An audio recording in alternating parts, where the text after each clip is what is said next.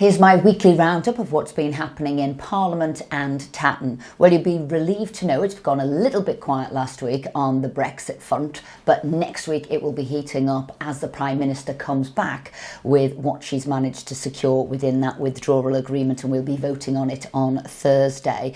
But this week was, for me, about education and the funding in rural areas. So I got a commitment on the floor of the House from the Secretary of State to come and visit Tatton to meet with local head teachers, and next week I'll be doing a debate again on that same subject. Really important, because for me, education really is one of the building blocks of social mobility. So we've got to make sure we get it right for our children, for the next generation of people.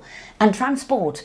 I met with the Secretary of State again about that, about the Knutsford to Manchester railway service and train service, but more importantly about the whole of the transport across the north. What are we doing there with the Northern Powerhouse Rail? How are we driving that forward? And what are the positive things coming forward for local commuters?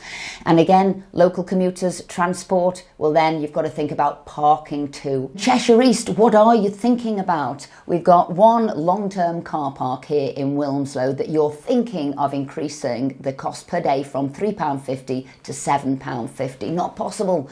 People who are living here, commuting here, working here cannot afford that today. So I'll be working with local residents, with local business people to make sure that doesn't happen.